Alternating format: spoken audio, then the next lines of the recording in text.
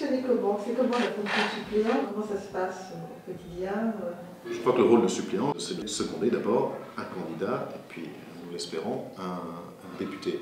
Il se trouve qu'on est dans une circonscription extrêmement vaste, donc c'est d'essayer de seconder le candidat, à être présent là où lui ne peut pas être, le représenter dans des différentes manifestations, aller moi-même à la rencontre des Français, expliquer qui est le candidat, qui sont les valeurs que lui et moi d'ailleurs nous défendons ensemble, et pourquoi nous pensons que la candidature de Philippe Garçanti est celle qui défendra le mieux leurs intérêts à l'Assemblée nationale.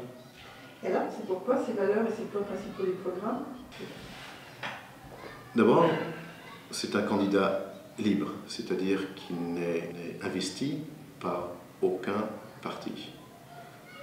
Je pense que c'est la meilleure garantie pour les Français de l'étranger d'être sûr qu'il représentera nos spécificités et nos préoccupations. Il ne sera pas happé, ne sera pas pris en otage par des positions qui pourraient nous être défavorables pour des raisons, pour des raisons partisanes ou des décisions du parti. Je donne juste un exemple.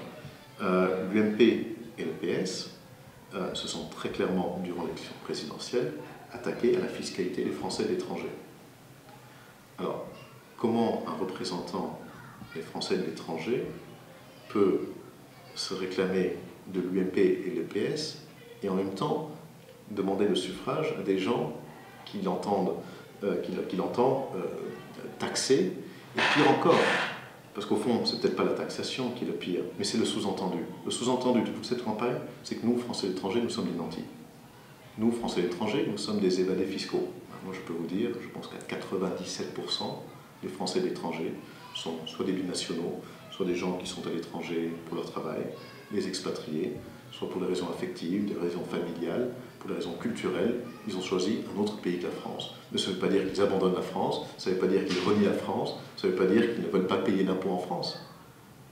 D'ailleurs, souvent, il y a des pays où on paye beaucoup plus d'impôts qu'en France, et on ne donne pas pour autant l'exonération en tant que Français dans ces pays.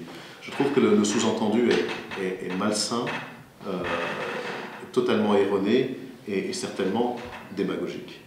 Moi, je ne vois pas comment un représentant de l'UMP ou du PS peut représenter les Français de l'étranger, sachant que dans le programme de ces deux partis, il y a une taxation à la sortie de la France, et je crois même que certains membres de l'UMP, je ne parle même pas de l'UPS, ça fait vraiment partie de leur programme, et même des membres de l'UMP ont parlé de déchéance de la nationalité française si on ne payait pas nos impôts en France.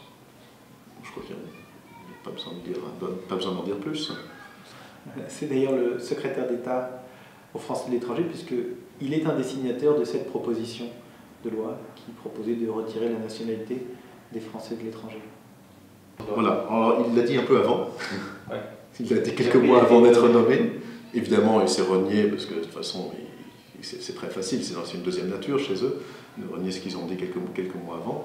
Enfin, c'est quand même hallucinant. Alors, admettons que nous soyons élus, que je sois élu, donc député des Français de l'étranger, le 3 juin au premier tour ou le 17 juin au second tour.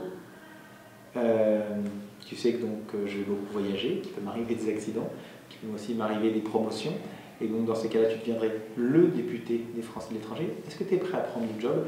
Est-ce que tu es prêt à devenir le député des Français de l'étranger? Absolument. D'abord parce qu'en tant que suppléant, je crois, en tout cas au niveau des idées, que si on fait équipe, c'est parce que nous partageons les mêmes idées, les mêmes idéaux, les mêmes valeurs. Philippe Garçanti est appelé à les défendre à l'Assemblée nationale. Ce sont mes idées. Il est évident qu'il ne sera pas trop difficile pour moi de défendre mes propres idées. Alors donc, serais-tu prêt à quitter ta vie à Milan et de devenir député des Français de l'étranger et venir habiter à Paris pour pouvoir siéger au Parlement? Oui, absolument. C'était juste une question piège pour savoir s'il m'arrivait quelque chose, si tu étais prêt à venir travailler ici à Paris. Moi, je suis pratiquement une fois par semaine à Paris. On va avoir 2 fois par semaine, pas de problème.